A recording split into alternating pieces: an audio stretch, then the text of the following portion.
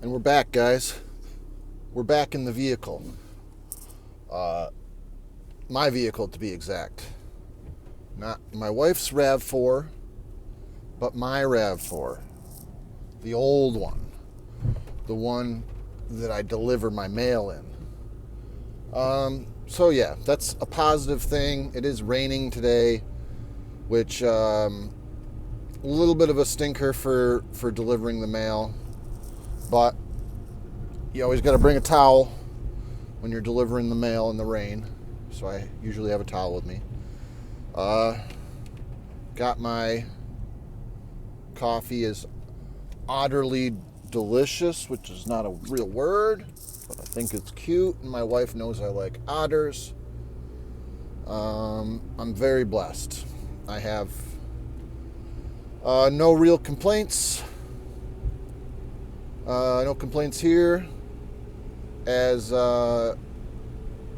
Jacob fucking Jacobs, the legend, has stated. Yeah, just go watch Jacob fucking Jacobs smoke some cigarettes. Don't even listen to me. That guy he's figured it out. I mean, he's putting nails in his coffin every time he does a video, but I got no complaints. No complaints here. Yeah, anyways. All right, let's get on a topic. Yesterday was, I felt good yesterday, even though I didn't. I kind of got myself into talking. My ramblings kind of turned into some weird Christian musings. Basically taking bits and pieces of the Bible and the Apocrypha and talking about, you know, our material realm shrinking over time as kind of a refining fire, as more and more spirit is purified and going back to its source. But the paradox is that there's several paradoxes. Is that once you reach that point, the game is over and there's no more existence as we know it, because we're all returning to the source, the one, whatever you want to call it, the creator, and not the creator of the Matrix or the quote unquote reality that the demiurge, as the Gnostics would label it, which is the false creator God. But this has to do with the Gnostic belief that that our world is ruled by basically a lesser God, a blind God that was unaware that they weren't worthy to be exalted and worshipped. And whether, the mechanisms of that, and then Jesus being the true son of the monad, or the ultimate Godhead, the original source, the creator, wanted to fix this realm that we're in, and sent Jesus to basically be a teacher and to provide people a path out of this, the world of pain and suffering and flashing lights. Basically, it's like it's just it's entertainment. It's like we're entertaining ourselves, but there is a higher purpose to all of it, and the lessons are within each day and each moment, and not to devalue it or anything like that, but just to simplify it, to sum it all up.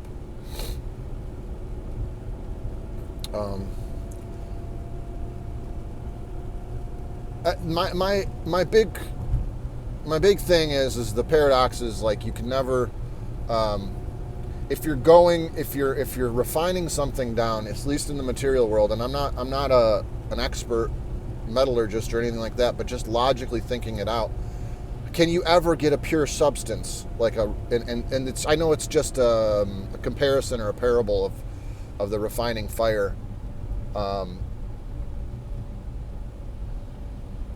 I don't even know if that's Paul, if Paul's talking about the refining fire, or if Jesus is. I'm trying to think if Jesus ever talked about the refining fire.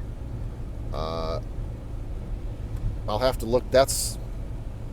See, now I'm going to have to get back into the scriptures and have to look things up. Every once in a while, I something triggers me, but Paul, and I have a distrust of Paul,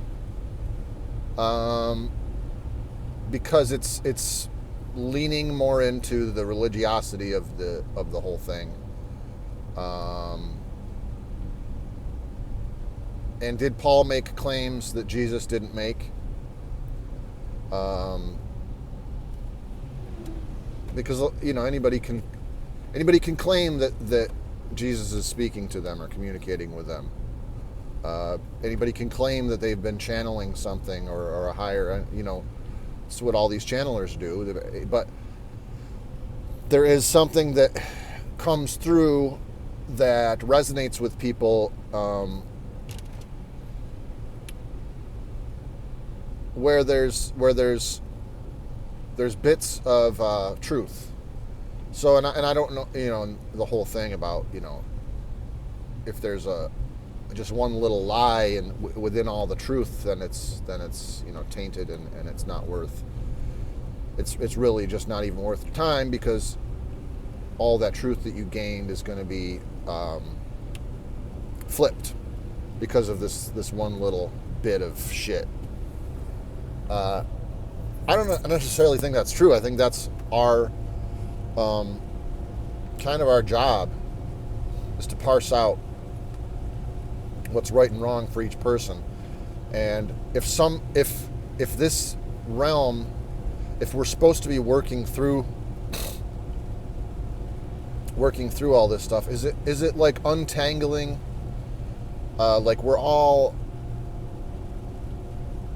tangled up and we're trying to untangle ourselves, or do we need to be, if we're I think about things in a physical way, and I think about things in a spiritual way, and then a logical way, and a metaphysical, and I try to talk about it like in one congruent thought, and it gets all jumbled up because I'm thinking about visually representing these ideas in my own head, and I'm making a framework, and then I'll get to a paradoxical situation like the purification, where I don't see a way of physically purifying yourself, and in that sense spiritually purifying yourself in the same thought.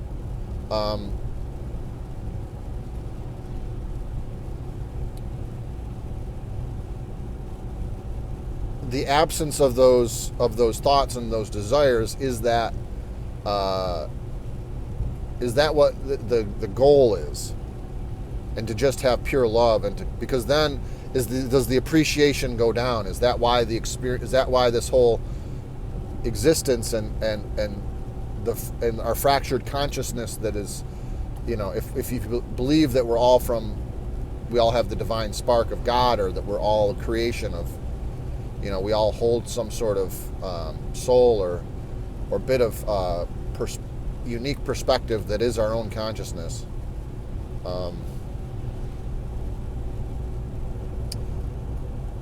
What's the point? What's the point of it? If we're all going to appreciate it, to appreciate the love, and to it's almost like the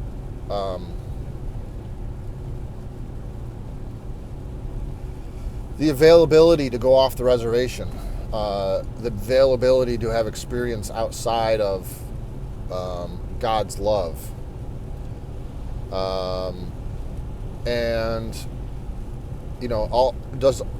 all that pain and separation, is that, does that is that necessary for the soul um, to gain greater wisdom, to become more pure, is to actually go through, bring more of this onto your head. And then there's the people who believe that they're the catalyst for change. And when you get into the religious stuff, specifically the Book of Revelations and the Christian stuff, and the war with Iran and all the stuff that where they're trying to play out the end time scenario, and it seems fake, and it seems, there's big questions of Israel's return and all this kind of stuff, and it's everyone's been talking about the synagogue of Satan, and now it's a big, before the October 7th and all this crap, like, whether you believe that was real or not, or another false flag, or whatever operation, they have opened the gates of anti-Semitism because they need the world to hate them to fulfill the scriptures. So they've opened the floodgates of anti-Semitism and Jewish hate in order to as a catalyst. So do those people think that they're doing good, or are they working under selfish pretenses? I would say it's selfish pretenses, and that they're blinded.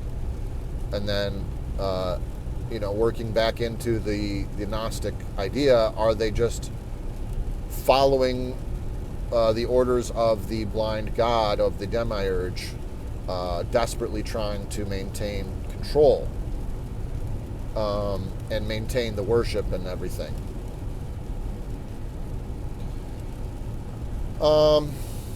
And how much power does the Demiurge have versus the hosts of the Holy Spirit or God, if that is how it works? If we're divine sparks, if we can be filled with the Holy Spirit, and have all the the helmet of salvation, and the sword of truth, and the breastplate of righteousness, and I don't know all of them, obviously, but is that what we gain to stand against the arrows of the devil? And yeah. And is it, it's not necessarily an exclusive Christian thing. That's kind of my point, is the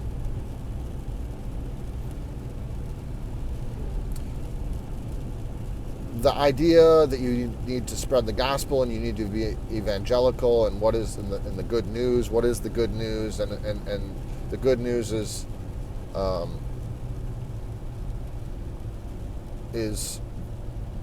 from a Christian standpoint that Jesus has already risen, and that he's conquered death, and that he has paid the wages of sin, and all you need to do is to believe on him, to trust in that, and to have faith in that, and to believe that as your truth.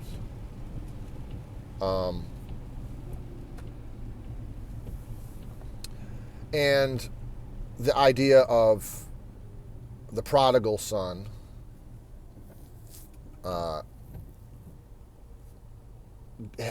basically being favored for going through the shit, going through, giving in almost, following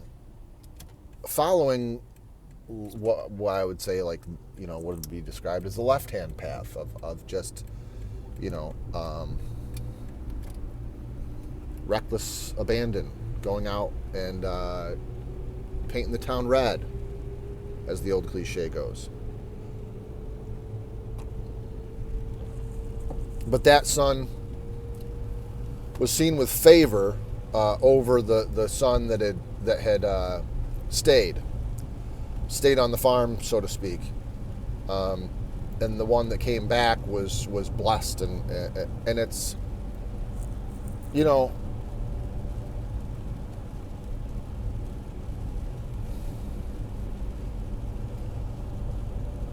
I don't like it, but is that how it works?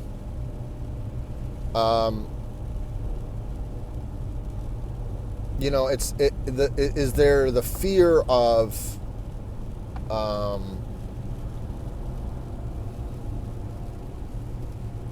see, the prodigal son were they just not afraid? They weren't afraid, and that was the whole point. And then they had to learn to fear God, while the other son was too afraid, or were they just obedient? They were just a good boy. Again, I need to brush up on the scriptures to really be talking about this, but just as a general thought,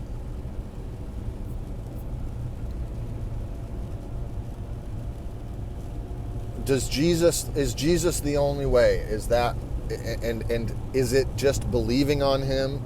And you know, I don't know. I don't really think it works like that. I think that it's understanding what Jesus said, who he was saying it to, and there's a lot of there's a lot of interpretation that people take from that, and I think they interpret it wrong, and I think the majority of people interpret it wrong, which is unfortunate. But that is where, like, the idea that Jesus was a Gnostic teacher, and was telling people something kind of veiled a little bit, but if they were searching for what he was putting down, they could be picked up. But then, is Jesus exclusive? Well, he is like the big figure, the number one. He's like the center point of our reality, as far as I can tell.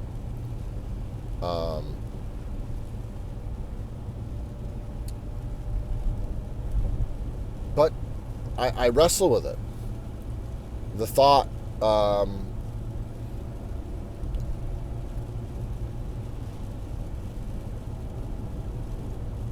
that some people might not ever hear the gospel, quote unquote, the gospel, the way that, you know, it's been handed down to me and probably many other people, might not reach certain people, and then those people are going to be lost forever. I'm not saying that's true or false, but I don't doesn't sit well with me, and that's a sticking point for a lot of people, where they start to question the evangelical pursuit, where there's all these great messages, and there's all this great content, and there's this knowledge and this wisdom, and it does set people free.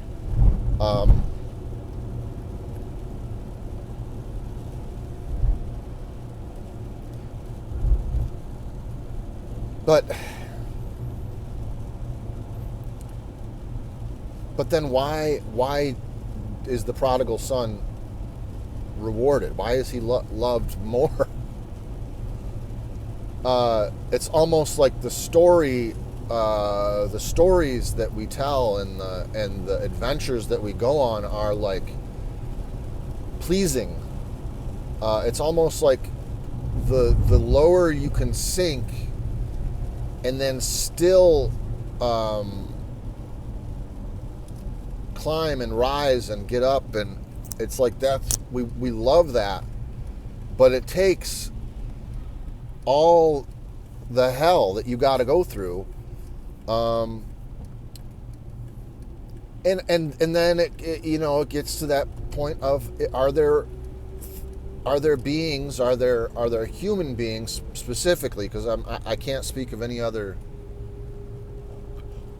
entities or races or species,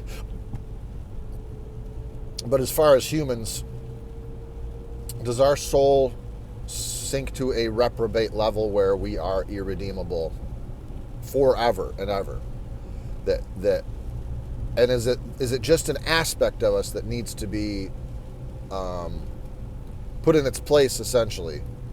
An aspect of us that's incongruent, or a thought that wants to be away from God or away from love and light. And is there someone's soul or someone's spark of divinity that is so rotten that it can't be flipped, it can't be fixed, it can't be redeemed? I don't know. I think with the easy answer, and the answer with Christians and everybody else, is anything is possible. With God, anything is possible, and that is just a catch-all. Again, that it kneecaps everything and basically takes all responsibility away from you and from proving anything out or having any further discussion on it. So I don't like that answer, that with God anything's possible. I do like the thought that anything is possible, but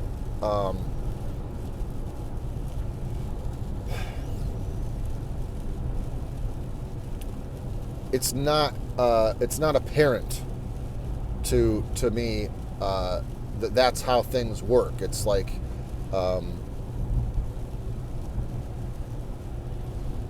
everything develops and seems to fit into its place, even though there's kind of an absurdity to the world and a joke almost being told over a long period of time.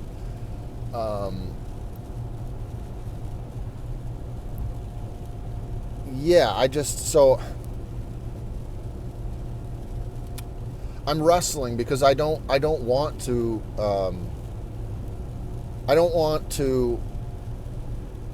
be an evangelical. I've done that before. I like pointing things out that are interesting. But I am struggling. I am wrestling with all these thoughts.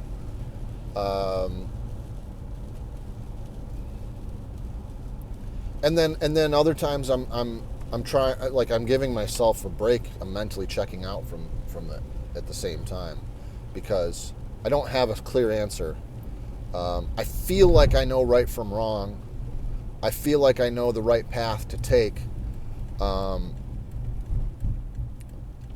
But then I also feel this hesitation and this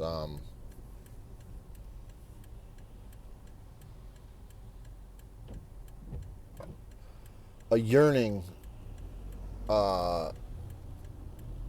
for something else that I'm not seeing right now.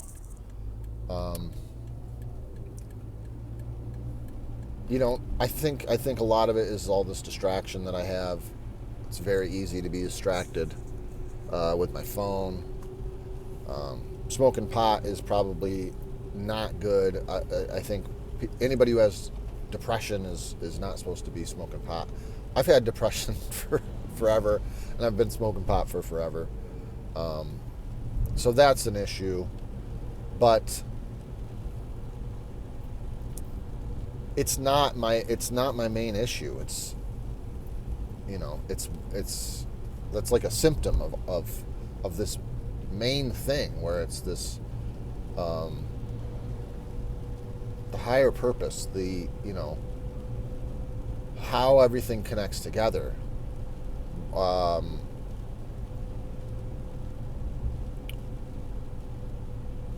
Is it my job? Is it my duty to, is part of my purpose to share Christianity? Like, it literally like is cringy to me at this point. And yet I'm talking about it all the time. And that's kind of what bothers me, is like, am I just so wrapped up in this paradigm? And is this thing getting pushed? Well, I do believe Christianity is being pushed right now, falsely, for nefarious reasons, and partly playing into this whole end time scenario. But that being said, I can't just throw it all out. I can't throw the baby out with the bathwater. But we'll continue this discussion another time, maybe tomorrow. But for now, I know that everything is going to be all right.